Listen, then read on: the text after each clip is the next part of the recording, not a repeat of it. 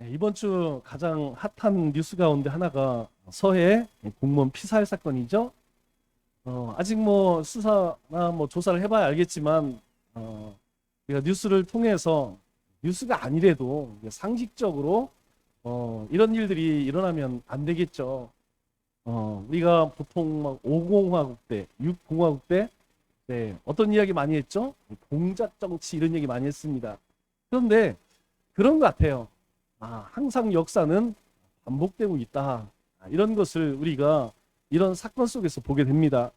우리가 예전에 참 열광했던 말이 있습니다. 우리가 잘 아는 말이죠. 기회는 평등하게, 과정은 공정하게, 결과는 정의롭게 그런 나라를 만들겠다. 그렇게 외친 사람이 있습니다. 그러나 현실적으로 이게 가능하느냐? 굉장히 힘듭니다. 이상적인 사회죠. 우리 성경에서 이야기하는 하나님의 나라 아니겠습니까? 하나님의 나라에서는 모두가 평등하죠. 그리고 하나님께서는 그 누구보다 공평하신 하나님입니다. 그리고 그 하나님은 우리 가운데 정의와 공의를 세우시는 하나님이죠. 그래서 우리에게 이러한 삶을 살아라.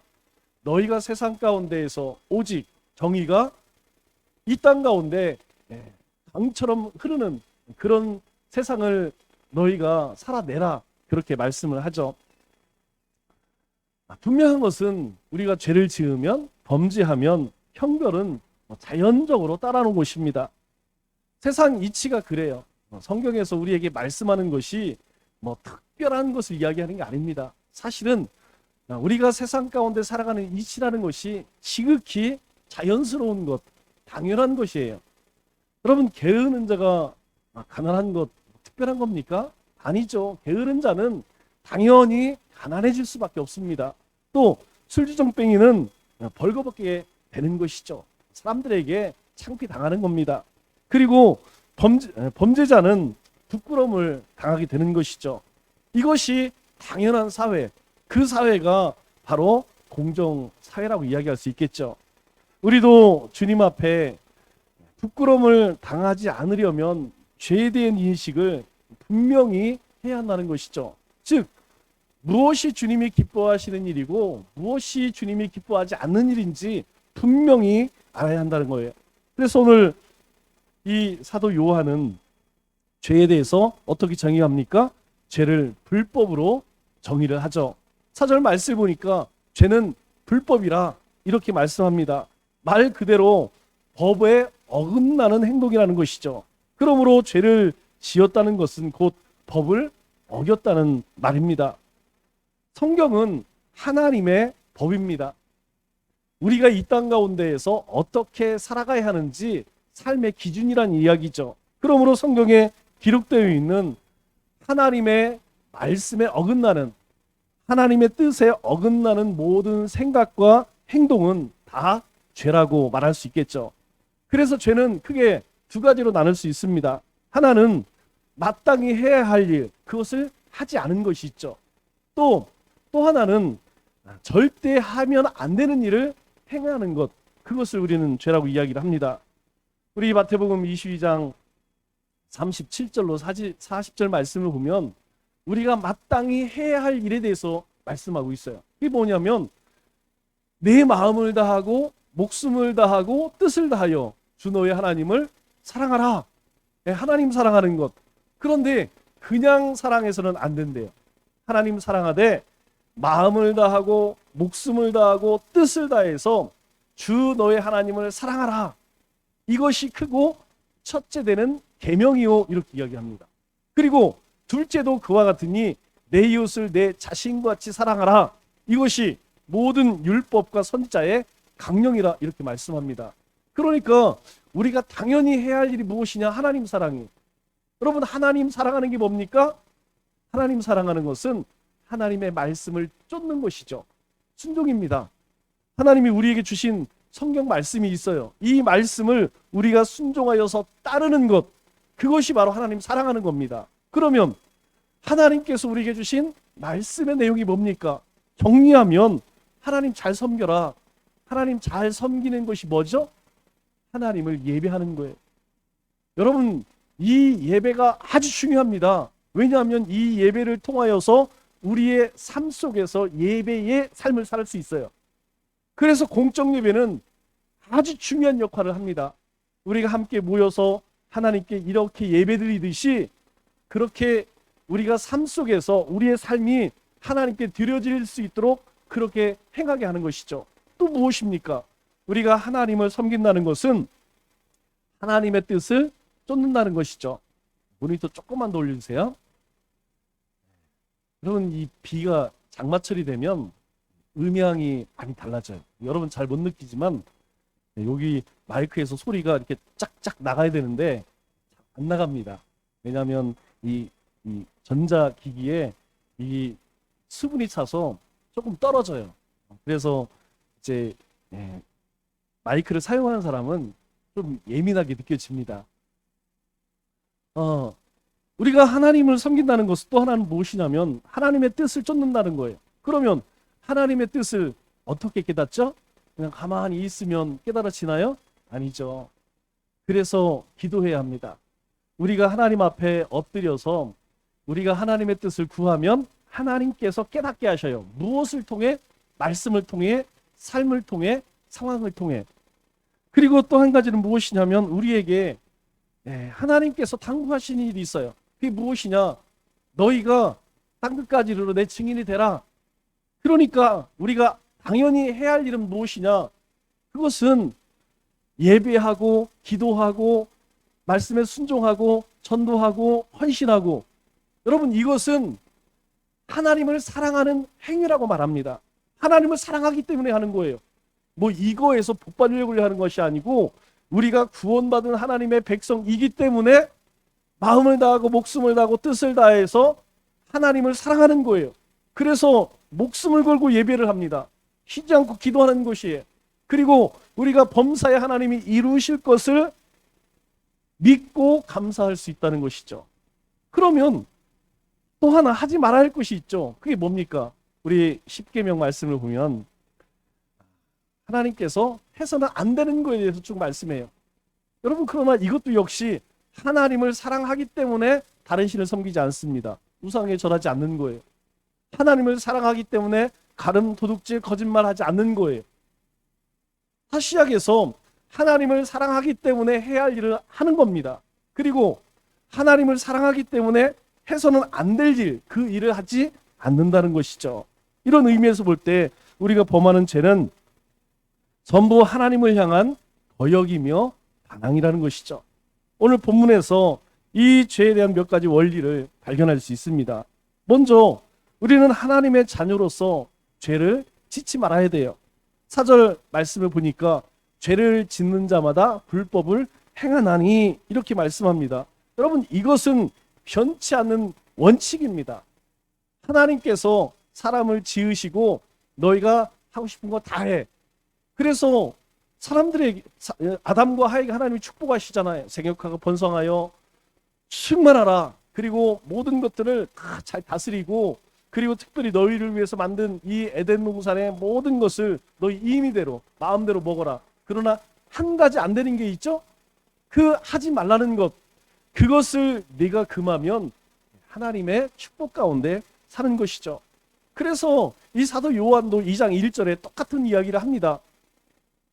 2장 1절에 나의 자녀들아 내가 이것을 너에게 쓰면 내가 너희 가운데 편지 쓰는 이유를 얘기하죠. 너희로 죄를 범하지 않게 하려 함이라. 여러분, 이 말을 다른 말로 돌려서 이야기하면 지금 너무나 많은 세상의 모든 사람들이 죄를 먹고 마시고 그렇게 살아간다는 거예요. 그런데 내가 너희에게 이 편지를 쓰는 이유는 너희는 그렇게 해서는 안 된다는 것이죠. 우리 인류 가운데 한번 하나님으로부터 멸망당한 적이 있어요. 뭐 이스라엘은 자주 당했죠. 그런데 온 인류가 하나님에게 폭망을 당했는데 그때 언제냐면 노아의 홍수죠. 노아의 8가족 외에는 다 죽임을 당했습니다. 노아의 방주에 들어간 생명 외에는 다 죽임을 당했어요. 왜 그렇죠? 그때의 상황은요, 분명히 이야기합니다. 죄가 관영하였다 그렇게 이야기해요. 이 관영이라는 말은 무슨 뜻이냐면 다른 사람이 죄를 지어도 그것에 대해서 그건 죄야 얘기하지 않는 거예요. 내가 죄를 짓고도 그것이 죄라고 여기지 않는 것. 그러니까 죄가 온 세상 가운데에 충만하다는 거예요. 서로 죄를 지어도 그걸 죄 이렇게 이야기하지 않습니다. 여러분 오늘 우리 대표 기도할 때 뭐라고 이야기하죠? 동성애 차별금지법. 여러분 이것이 얼마나 무서운 것이냐면 바로 그거예요. 죄를 죄라고 얘기하지 못합니다. 못하게 하는 법이에요. 성경이 하나님이 만드신 창조 질서가 있고 하나님의 법이 있습니다. 그걸 떠나면 관역에서 벗어나는 하나님의 그 의지, 하나님의 우리를 만드신 창조 원리를 벗어나는 모든 것은 죄죠? 그런데 여러분 이 법은 더 이상 그것이 죄입니다 이렇게 말하지 못하게 하는 법이에요. 여러분 그 다음에 이루어지는 일은 무엇이냐? 그것이 아무렇지도 않게 즉 죄를 죄로 여기지 않는다는 거예요. 그것이 죄가 세상 가운데 관영하게 되는 입구라는 것입니다. 그래서 무서운 거라는 거예요. 여러분 모든 기독교 국가들이 다 망하게 되었을 때 기독교 국가가 말씀에서 이제 무너지기 시작할 때가 언제느냐? 바로 그때라는 거예요. 왜? 모든 시대는요 이 성적인 타락이 바로미터예요. 이 세상의 모든 나라들 하나님께서 세우셨던 바벨론, 페르시아, 헬라, 로마 그 이후에 거대한 제국들 다 망한 이유는 성적인 타락입니다. 그것이 하나님의 심판의 기준이에요. 이 세상 가운데서 유일하게 하나님의 유황불로 멸망당한 나라가 있죠. 어디입니까? 소돔과 고모라. 여러분 소돔과 고모라가 왜 망했을까요? 바로 성적인 타락이 있었다는 것이에요. 더 이상 죄가 죄라고 말하지 못할 때 왜? 다 하니까 나도 죄 가운데 살고 다른 사람들 죄 가운데 살고 그러기 때문에 이 세상은 하나님의 심판을 피할 수 없다는 것이죠. 우리는 주님을 십자가에 죽게 만든 이 죄를 여전히 사랑하고 용납해서는 절대 안 된다는 거예요.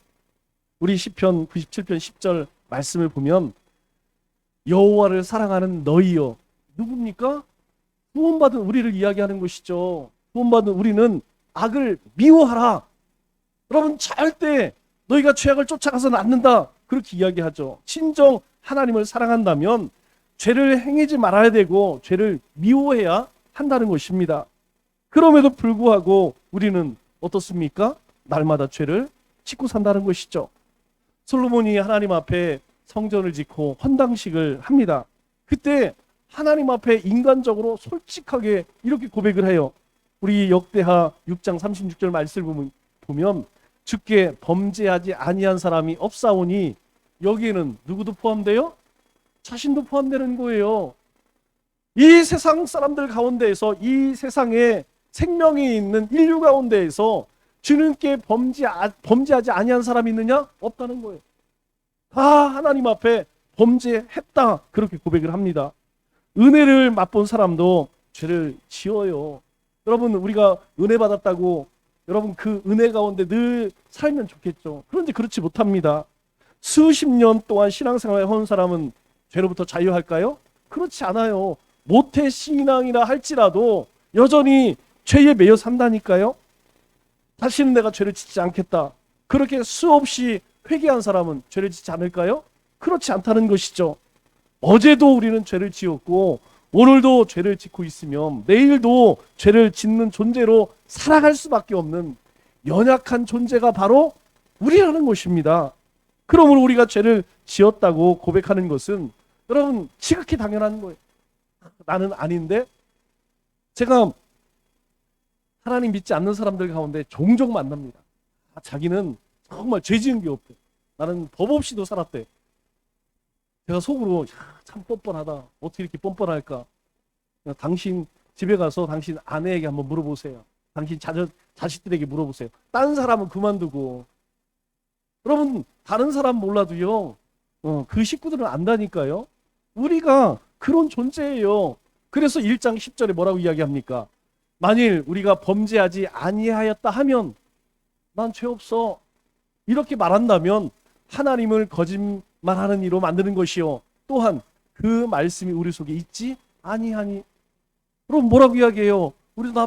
난 죄가 없어. 그러면 하나님을 거짓말쟁이로 만드는 것이라고 이야기합니다.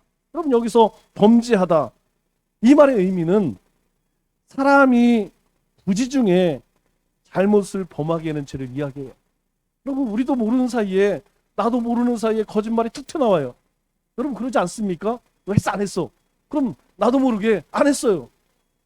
했는데도 추궁하면 나도 모르게요, 그냥 부지불식 중에 나도 모르게 거짓말하는 것이 여러분 우리의 모습이라니까요. 특별히 하나님의 자녀가 평상시에 빠질 수 있는 여러분 여러 가지 죄의 유혹들이 있습니다. 여러분, 우리가 늘 하나님 앞에 순종하고 싶어요. 그리고 예배드리고 싶고 쉬지 않고 기도하고 싶어요. 그런데 어떻습니까? 깜빡하면요, 잊어버린다니까요.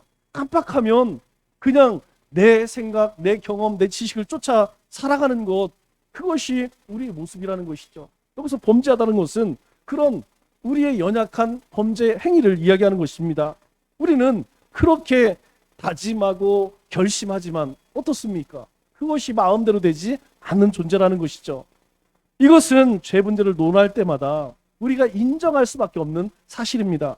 그러나 우리는 죄를 지을 수는 있지만 그 죄를 반복하며 살아서는 안 된다는 거예요.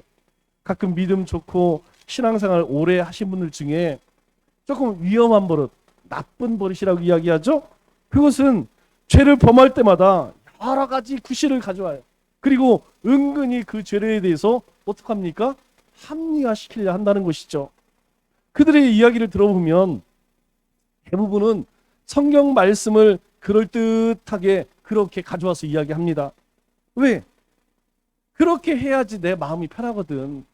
하나님의 말씀의 잣대로 그대로 들이대면 자기 모습이 적나라하게 드러나니까 하나님의 말씀을 적당히 이렇게 왜곡해서, 그러면 자기가 그렇게 죄 많이 지은 사람 같이 보이지 않거든. 여러분, 거울이 어떻습니까? 거울이 깨끗하면요, 그냥 여기에 있는 그냥 다 보여요. 그죠? 네, 그래서 열심히 덮어야 되죠. 그런데 거울이 흐릿해 보세요. 그러면 내 얼굴이요, 그런 대로 괜찮아 보여. 괜찮아 보여. 다른 사람들이 보면 깜짝 놀라죠? 마찬가지라는 것이죠. 이런 분들이 치료하는 얘기가 뭐냐면, 사람 치고 죄 안 짓는 사람이 어디 있어. 이게 죄를 보편화시켜요. 보편화. 모든 사람들 다 죄 짓는다는 거죠. 그러니까 나도 그럴 수밖에 없다. 또 우리는 육신이 약하기 때문에 어쩔 수 없어. 마음은 원이로되 육신이 안 따라줘. 여러분, 많이 되는 우리 핑계 아닙니까? 조금 더 이제 배우신 분, 제자 훈련을 했거나 1대1 했거나 좀 말씀 훈련을 받은 사람들은 거기서 이제 차원이 조금 더 올라가죠. 네, 구원은 행위가 아니라 믿음으로 받는 것입니다. 뭐 이런 얘기 잘합니다. 말씀을 내세우면서 자신의 죄를 어떻게 해요? 숨기려고 하죠. 그리고 또 여러분들도 계세요. 세상이 이렇게 악한데 어떻게 나 혼자만 거룩하게 살 수 있습니까? 여러분, 뭐 틀린 말이 아니에요. 나 혼자 정직하게 살아가고 나 혼자 믿음으로 살아가면 왕따 당하고 그리고 불이 돌아올 거 뻔한데 어떻게 그렇게 살 수 있느냐? 그래서 모든 것들을 악한 세상 탓으로 돌리는 그런 분들이 있어요. 더 나아가서는 이런 황당한 분들 계십니다. 죄가 더한 곳에 은혜가 더욱 넘친다. 여러분, 이거 웬만한 사람들 잘 모르는 말씀이죠. 하나님의 은혜가 있는 곳에 죄가 있다는 것이죠. 죄가 더하는 곳에, 죄가 깊은 곳에 하나님의 은혜가 넘친다는 것이죠.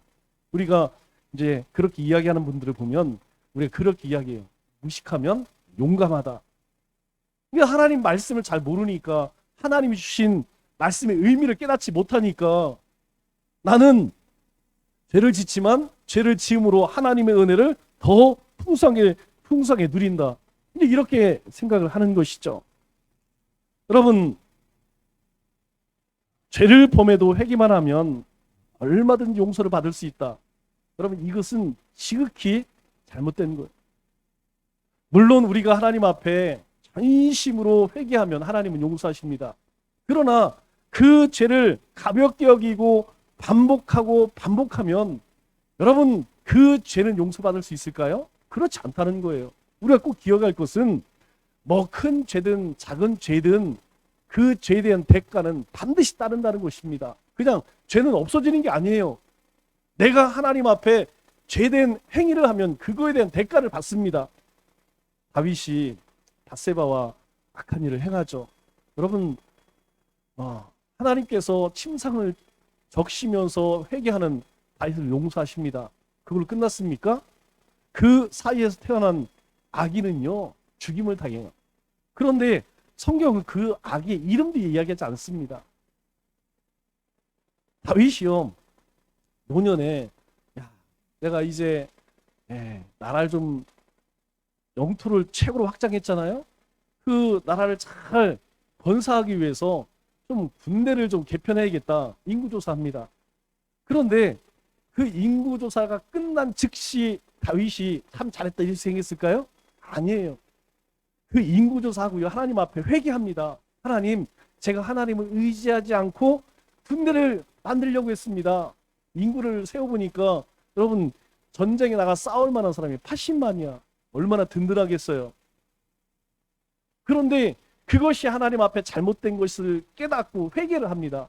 그런데요, 하나님께서 그냥 넘어가셨을까요? 아니에요. 네가 하나님을 의지하지 않고 군대를 의지하려고 해서 나는 그것에 대해서 심판할 거다. 셋 중에 하나 골라. 그 셋 중에 하나가 뭡니까? 야, 첫째는 내가 7년 동안 기근을 내릴 거야. 두 번째로는 내가 3년 동안 3개월 동안 대적에게 쫓겨다닐 거야. 그리고 세 번째는 전염병을 내릴 거야. 셋 중에 하나 골라. 여러분, 다윗이 뭘 골라요? 세 번째, 전염병. 왜? 짧고 굵게 끝나는 거. 7년 동안 기근 생겨보세요. 온 나라가, 온 백성들이 괴롭지. 그리고 자신이 3개월 동안 대적에게, 나라가 뭐 망하는 것이죠. 그래서 결국 택한 것이 무엇이냐면 전염병을 택합니다. 몇 명이 죽어요? 7만 명이 죽습니다. 분명 다윗은요, 악한 일을 하고 하나님 앞에 회개했어요. 그런데 그 일에 대해서 하나님은 책임을 물으셨다는 것이죠. 그래서 하나님의 자녀는 죄를 습관적으로 반복해서는 안 된다. 우리 6절 상반절 말씀을 보니까 그 안에 거하는 자마다, 그 안에가 누구예요? 주님 안에, 하나님의 은혜와 사랑 안에 거하는 자는 범죄하지 아니하나니 범죄하는 자마다 그를 보지 못하였고 그를 알지도 못하였느니라. 우리에게 이렇게 말씀하는 거예요. 범죄하지 않는다, 죄를 짓지 않는다는 말. 여러분, 이 말씀은요, 항상 현재 시제로 쓰여요. 현재 시제로 쓰이는 이유가 있습니다. 현재 시제로 쓰이는 이유는 무엇이냐면 이것은 연속적이고 지속적이고 반복적이며 습관적인 것을 이야기해요. 그러니까 너희가 범죄하지 않는다, 이 말은 그냥 한 번, 내가 죄를 물리쳤다, 이걸 끝나는 것이 아니고 또 죄의 유혹이 찾아오면 또 범죄하지 않고 또 범죄하지 않고 이렇게 말씀하고 있는 거예요. 여러분, 그런데 재밌는 것은 무엇이냐면 이 죄라고 하는 말도 동일하게 현재 진행으로 쓰입니다. 이 죄도 어떤 성격을 가지고 있느냐? 똑같은 성격을 가지고 있어요. 우리 가운데에 지속, 반복, 그리고 그것을 습관처럼 행하게 한다는 것이죠. 여러분, 여러분들만 아는 은밀한 죄가 있습니다. 각자 자신이 가지고 있는 은밀한 죄가 있어요. 여러분, 그거 한번 생각해 보세요. 어떤 사람은 물질에 약한 사람이 있고, 어떤 사람은 이성에 약한 사람이 있고, 어떤 사람은 입술에 약한 사람이 있고, 어떤 사람은 폭력에 약한 사람이 있어요. 그런데 이거 내가 끊어야지, 내가 더 물질 사랑하지 마야지, 내가 더 이상은 입술로 범죄하지 말아야지. 여러분, 그 다음에 보세요. 똑같이 그 일로 또 하나님 앞에, 사람 앞에 범죄합니다. 왜 그럴까요? 죄의 속성이라는 거예요. 그래서 동일하게 죄가 그런 속성을 가지고 있기 때문에 범죄를 하지 아니하는 것, 그거 역시도 우리 가운데에 습관이 되어져야 된다는 거예요. 우리 가운데 지속되어져야 된다는 거예요. 그렇지 아니하면 우리가 하나님의 거룩한 자녀로 살아가기가 대단히 어렵다는 것이죠. 우리가 죄 가운데 머물 수 없는 두 가지 이유가 있습니다. 그것이 무엇이냐면, 첫째는 우리는 하나님 안에 거하는 사람이에요. 우리 6절 말씀을 보니까 그 안에 거하는 자마다, 우리는 주님 안에 거하는 사람이라는 것이죠. 주님 안에 거한다. 이 말의 의미가 뭡니까? 하나님과 하나 되었다. 그리고 하나님과 함께 동행한다. 이 말 아니겠습니까? 여러분, 우리 안에 주님께서 우리가 주님 안에 있다는 것은 우리가 주님 안에 있다는 거예요. 그리고 우리가 매일매일 주님과 함께 동행하며 살아간다는 것이죠. 우리 입장에서 보면, 나의 입장에서 보면 내 안에 주님을 모시고 산다는 것이죠. 그래서 우리에게 뭐라고 해요? 너희는 거룩한 성전이니. 우리가 거룩한 전이라는 거예요. 그래서 우리로 하여금 어떻게 해요? 매일 우리 가운데 찬송과 기도와 그리고 예배의 삶을 살아내라는 것이죠. 우리가 성전이기 때문에 여러분, 이것은 믿음의 분량과 상관없습니다. 나는 믿음이 없는데. 여러분, 그것과 상관없이 이미 우리로 하여금 주여 그리스도시요 살아계신 하나님의 아들입니다. 이 믿음의 고백을 했다면 이미 우리는 주님과 하나가 되었다는 것이에요. 좀 어려운 말로 그리스도와 연합되었다 이렇게 이야기를 합니다. 우리가 예수님 안에 있고 우리 안에 예수님이 있다는 것이죠. 그래서 주님이 뭐라고 말씀하세요? 요한복음 15장 5절에 우리가 너무나 잘 아는 말씀이죠. 나는 포도나무요 너희는 가지니 그가 내 안에 내가 그 안에 거하면 열매를 많이 맺나니 나를 떠나서는 살 수 없어 이렇게 이야기하죠. 예수님은 포도나무요 우리는 가지다 그렇게 말씀합니다. 우리는 주님과 한 몸이 되었다는 것이죠. 그래서 우리는 주님의 마음을 품고 주님의 성품을 닮아가고 주님처럼 행해야 한다는 것입니다. 그리고 그렇게 할 수 있는 힘이 우리 안에 있다는 거예요. 왜? 주님이 우리와 함께 하시기 때문에. 두 번째로 우리는 누구나 하나님이 지으신 새로운 피조물이라는 거예요. 여러분 명심하세요. 우리는 예전 사람이 아닙니다. 예전에 죄의 종, 죽음의 종 더 이상 아니라는 거예요. 우리는 그리스도로 인하여서 새로운 피조물이 되었다는 것입니다. 여러분, 어머니 뱃속에 작은 아기의 생명의 씨앗이 있으면 어떻습니까? 시간이 지나면 점점점 형태를 갖추어서 10달이 지나면 하나의 인격체로 이 세상 가운데 태어나게 되죠. 마찬가지로 우리 안에 누가 있습니까? 하나님의 형상이 있어요. 하나님의 씨가 있습니다. 이것이 점점 자라서 우리로 하여금 날마다 성화되어지는 그리스도를 닮아가는 그런 삶을, 거듭남의 삶을 살아가게 한다는 것이죠. 우리에게 힘이 있어서, 우리에게 능력이 있어서가 아니고 우리 안에 하나님의 영이 있기에, 하나님의 생명이 있기 때문에 우리가 매일매일 주님의 닮아가는 삶을 살아간다는 것이죠. 우리가 죄를 멀리하도록 하는 것도 마찬가지예요.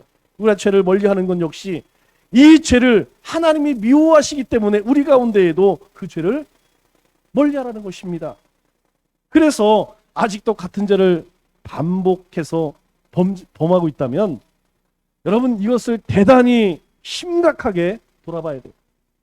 왜냐하면 같은 죄를 반복하는 자는 누구에게 속한 자예요?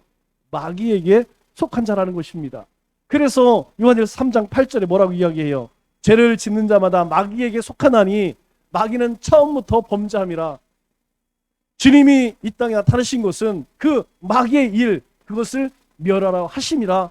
이렇게 우리에게 말씀합니다. 달리 말해서 그 반복된 죄악 속에서 마귀의 씨가 있다, 이런 말이죠. 마귀의 씨를 가진 사람은 자기만 죄를 지을까요? 아닙니다. 자기도 죄를 짓고 다른 사람에게도 죄를 짓기에 만든다는 것이죠. 그러니까 우리가 점점점 마귀처럼 살아가게 된다는 거예요. 마귀짓을 하게 된다는 것이죠. 그런 사람은 죄 짓는 것을 예사로 생각해요. 죄 짓는 것을 두렵게 생각하지 않습니다. 여러분 더 냉정하게 이야기해 볼까요? 혹시 여러분들이 하나님을 사랑하지 않아서, 나는 하나님을 사랑하지 않아서 너무 괴로워, 혹시 그런 생각 해보셨나요? 여러분 그냥 나 하나님 사랑하지 않아서 너무 괴로워, 이렇게 하면 별 우리 마음 가운데 감동이 없어요. 내가 예배드리지 못해서, 내가 기도하지 못해서, 내가 복음 전하지 못한 것, 그것이 너무너무 괴로워. 혹시 그런 생각 해보셨나요? 우리 그런 생각 안 하죠. 우리가 살인, 간음, 도둑질하는 것은 정말 악한 죄야, 그렇게 이야기하지만 그거 첫째 되는 계명, 하나님 사랑하는 것, 하나님 섬기는 것, 그것이 곧 예배하고 기도하고 그리고 복음 전하는 건데 그거 하지 않았다고 해서 나 너무너무 괴로워. 여러분 그러지 않는다니까요. 왜 그럴까요? 죄 짓는 것이라고 생각하지 않아요. 죄 짓는 것을 그냥 아무렇지도 않게 예사로 생각한다는 것이죠. 그럼 교회 다니는 사람 중에도 마귀의 씨를 갖고 있는 사람이 없다고 말할 수 있을까요? 모두가 생명의 씨, 하나님의 씨, 하나님의 형상만 다 있을까요? 아닙니다. 입으로는 주여 주여 외치면서 습관적으로 죄를 범하는 사람이 바로 그들이라는 거예요. 우리 마태복음 7장 21절 말씀 보세요. 나더러 주여 주여 하는 자마다 다 천국에 들어갈 것이 아니요 다만 하늘에 계신 내 아버지의 뜻대로 행하는 자라야 들어가리라. 주님이 분명하게 말씀하세요. 여러분, 이 말씀을 우리는 이 시대에 우리 마음 가운데 잘 새겨야 합니다. 하나님의 축복이 중요한 것이 아닙니다. 하나님이 무엇을 미워하시는지, 하나님께서 어떠한 자들을 거부하시는지, 내가 혹 그러한 삶을 살고 있지 않은지 돌아볼 수 있어야 한다는 것이죠.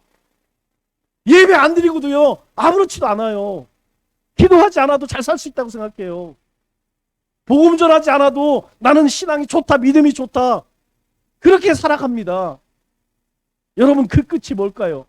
그런 삶의 체험은 뭘까요? 시편 1편 6절 말씀입니다. 우리가 잘 아는 말씀이죠. 무릇 의인의 길은 여호와께서 인정하시나 악인의 길은 망하리로다. 하나님을 사랑하지 않는 자, 하나님의 말씀을 쫓아 행하지 않는 자가 악인 아니겠습니까? 그 악인의 끝이 뭐예요? 망하리로다. 망하는 것입니다. 여러분, 우리 성경 가운데서 악한 사람이 잘된 사람이 있나요? 아니, 성경 아니고 성경 밖에서 한번 볼까요? 성경 아니든 성경 밖이든 악한 사람이 잘 되는 거 보셨냐고요.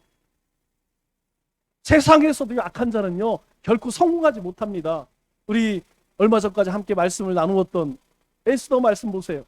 여러분, 에스더 무엇을 이야기합니까? 왜 에스더가 죽이면 죽으리라 하만이 이스라엘 백성들이 죽이려 할 때에 여러분 다 자기의 뜻대로 이루어질 것처럼 그렇게 진행되었어요. 그런데요, 하나님께서 완전히 상황을 바꾸셔요. 여러분, 하만만 죽습니까? 하만 같은 마음을 가지고 이스라엘 백성들을 바벨론 땅에서 다 진멸하자.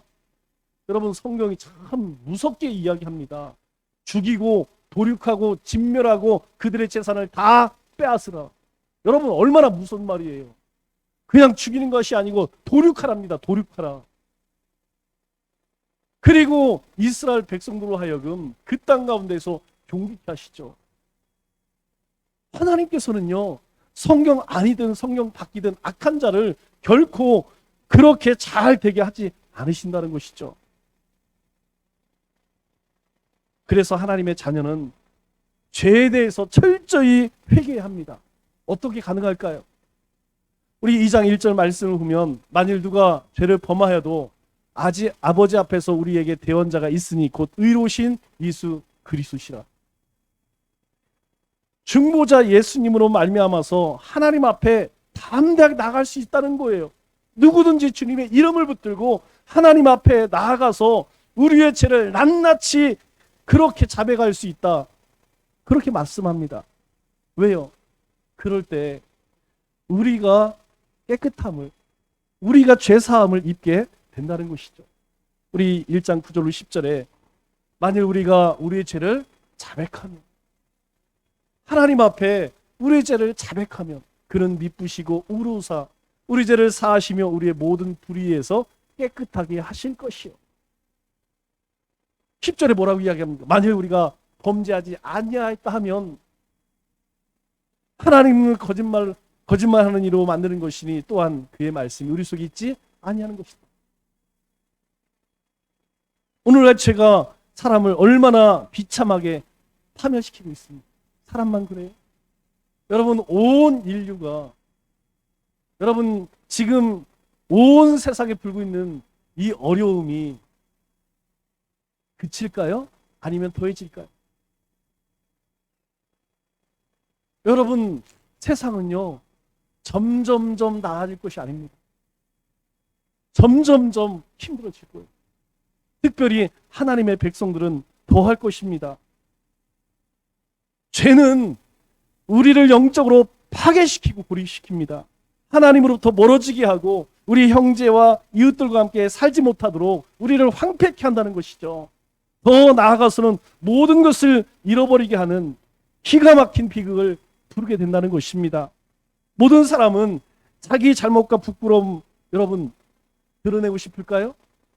숨기고 싶어 합니다. 물론 일시적으로는 자기 죄를 숨길 수 있을 거예요. 그러나 하나님의 불꽃 같은 눈 앞에서 여러분 그 죄를 숨길 수 있을까요? 우리의 비밀을 감출 수 있을까요? 그럴 수 없다는 것입니다. 여러분, 중요한 것은 우리의 죄를 하나님이 폭로하시면 그때는요 감당이 안 됩니다. 우리 스스로 하나님 앞에 나아가서 자백하면 하나님은 내가 양털같이 희귀하리라 용서하리라 말씀하세요. 그러나 그것을 숨기면 하나님이 드러내시겠다는 거예요.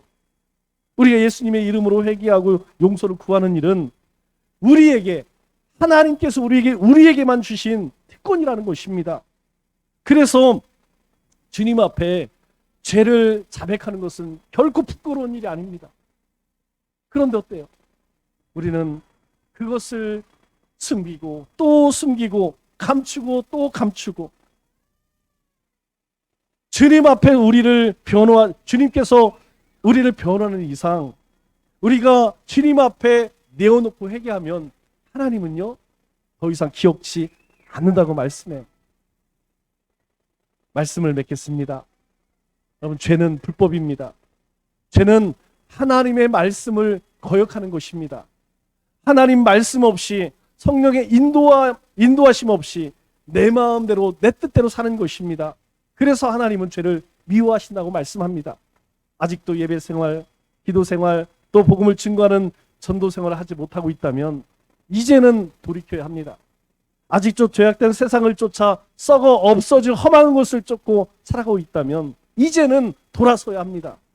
아직도 끊어내지 못한 죄의 그림자가 있다면 당장에 이것들을 잘라내야 합니다. 여러분, 그래야 살아요. 그래야 하나님의 약속된 축복을 누릴 수 있습니다. 이 한 주도 하나님께서 금하신 것은 금하고 하나님께서 행하라고 하신 것은 행하여서 죄를 멀리하고 악에서 떠난 거룩한 삶을 살아가시는 우리 믿음의 권속들 되시기를 주님의 이름으로 축원합니다.